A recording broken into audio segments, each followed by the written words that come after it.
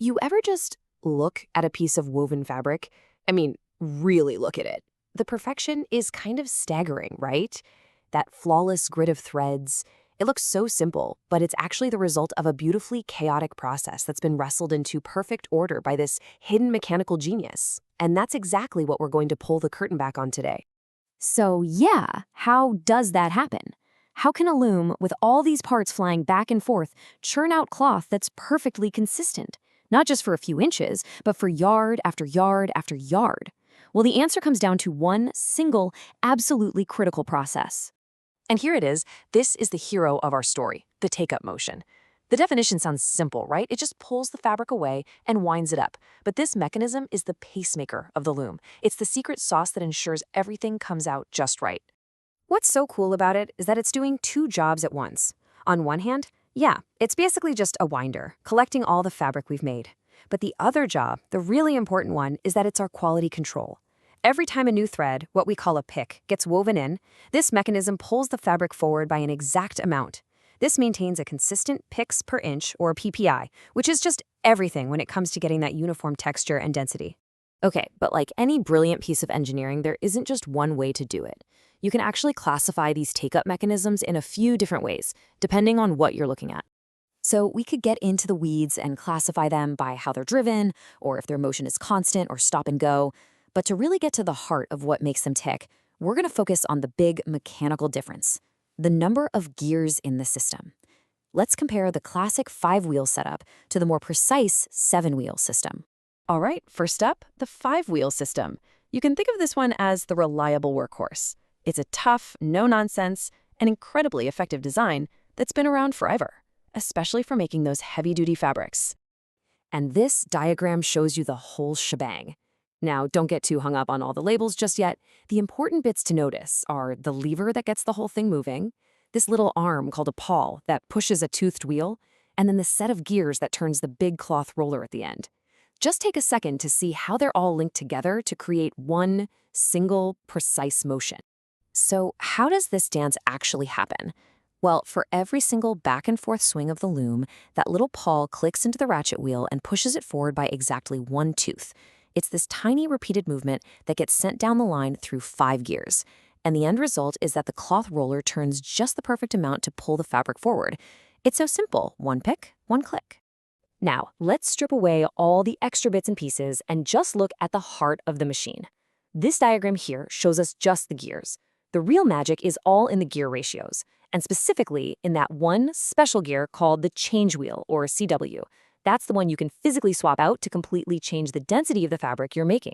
And it all comes down to this one beautifully simple formula. The picks per inch of your fabric is equal to a constant for the loom, in this case 2,000, divided by the number of teeth on that change wheel. So let's say you want a fabric with 80 picks per inch. You just do the math. 2,000 divided by 80, that's 25. You go find a 25-tooth change wheel, pop it in, and you are good to go. It's just so elegant. Okay, but what if you need more precision? What if you're making finer fabrics that need a more delicate touch? Well, for that, engineers came up with an evolution of the 5-wheel design, the 7-wheel system. And yeah, at first glance, it definitely looks a bit more complicated, because it is. You've got more moving parts, more gears meshing together, but all that extra complexity serves a very specific and honestly a very clever purpose.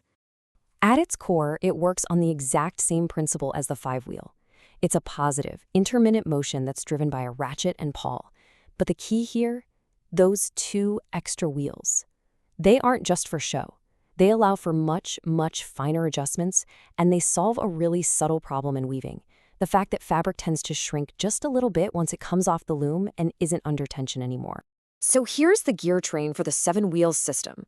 You can see right away that the path the motion takes is just more intricate. And this whole arrangement changes the final math and lets the entire system be way more sensitive to small adjustments. Now check this out. This is where it gets really smart. The formula is flipped. Here, the PPI is your change wheel number divided by a constant, 1.015. So why that weird number? Well, that's the contraction factor. The system is literally designed to take up the fabric about 1.5% faster than it strictly needs to, because it knows the fabric is going to shrink by about that much later on. It's proactively fighting physics. How cool is that? Okay, so we've met the workhorse and we've met the precision instrument. Let's put them side by side. It'll make it super clear when you'd use one over the other. This table lays it all out pretty nicely. The 7-wheel is your go-to for medium and fine fabrics. The 5-wheel is for the tough stuff, like jute and canvas. The motion on the 7-wheel is much smoother, where the 5-wheel can be a little jerky. But the big takeaways are at the bottom. The 7-wheel is so precise you can control fractions of a pick. And it's built to account for that fabric contraction, something the 5-wheel just doesn't have to worry about with its more rigid fabrics. So the bottom line is this. Choosing the mechanism isn't just some random decision. It's a critical piece of engineering that directly shapes the final quality and the whole feel of the cloth. Whether you end up with a rough canvas bag or a super soft cotton shirt, the hidden gears of the take-up motion made it happen. Seriously, the next time you pull on a t-shirt or just sit on a woven sofa, take a closer look. Are you just going to see threads? Or are you going to see the ghost of the gears, hear the memory of that little ratchet's click, and appreciate the hidden mechanical ballet that brought all that beautiful order from chaos?